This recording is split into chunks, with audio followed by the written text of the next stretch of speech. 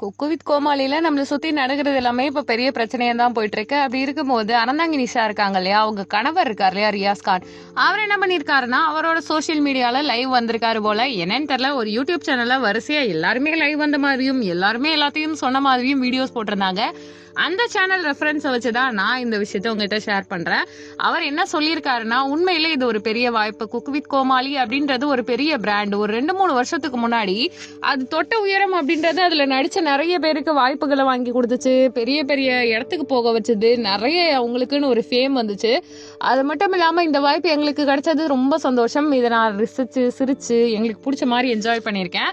But அந்த tone அந்த flavour இப்போ கொஞ்சம் மாறி டிஃப்ரெண்டா வந்திருக்குன்னு நினைக்கும் போது சந்தோஷமா இருக்கு. குக்கு வித் கோமாளி நிகழ்ச்சியே நமக்கு பிடிச்ச மாதிரியான ஒரு விஷயம் தான். அதை பிடிச்ச மாதிரி ஒரு கோணத்துல பண்ணும்போது இன்னமுமே நல்லா இருக்கும்ன்றதுக்கு இந்த ஒரு விஷயத்த நான் உதாரணமா எடுத்துக்கிறேன். அண்ட் முக்கியமா பாத்தீங்கன்னா இதுக்குள்ள நிறைய ஃபிளேவர்ஸ் இருக்கும், நிறைய என்டர்டெயின்மெண்ட் இருக்கும். நாம இதை வாய்ப்பை சரியா பயன்படுத்தணும்னா வேற லெவலுக்கு போகலாம். ஏதோ ஒரு இடத்துல ஏதோ ஒரு மூலையில நமக்குன்னு ஒரு அடையாளம் கண்டிப்பா உருவாகும். இவ்வளவு விஷயங்கள் இருக்கு. ஆனா தன்னைத்தானே சூப்பர் ஹீரோன்னு நினைச்சிட்டு இருக்க திவாகர் அதை தவற விட்டாருன்னு தான் நான் சொல்லுவேன்.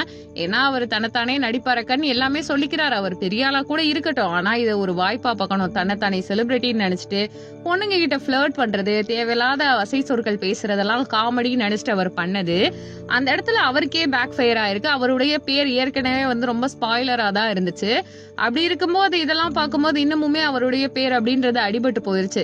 ஆரம்பத்துல இருந்தே அவர் உடனே ஒண்ணு ஃபாலோ பண்ணிருக்கணும். தனக்குன்னு ஒரு விஷயம் வேணும்னா அதுக்காக எஃபர்ட் போட கத்துருக்கணும். அதை விட முக்கியமா காமெடி வரலாம், அதை கத்துக்கணும். மத்தவங்க பண்றதை பார்த்து பண்ணணும்.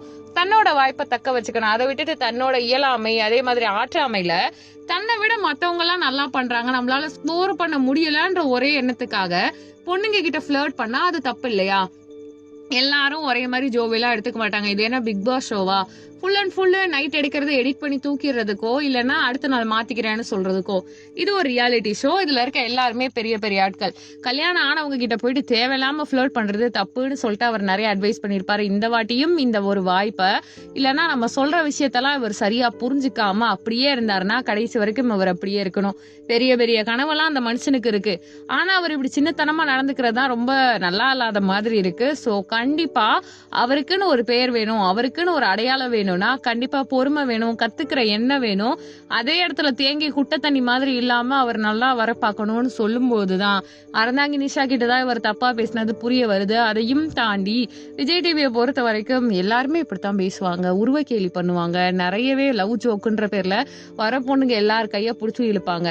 அது சிலருக்கு காமெடியா தெரிஞ்சிச்சு. ஆனா இந்த ஆள் பண்ணும்போது அது கடுப்பா இருக்கு. ஆனா இவரும் சும்மாலாம் இல்லைங்க. ஒரு பொண்ணா பிறந்திருந்தா கண்டிப்பா எல்லாரையுமே கேஸ்ல மாட்டி விட்டு என்கிட்ட அபியூஸ் பண்ணாங்கன்னு சொல்லிட்டு சண்டையை எடுத்திருப்பாரு. இதை பத்தி நீங்க என்ன நினைக்கிறீங்கன்னு கமெண்ட் பண்ணுங்க.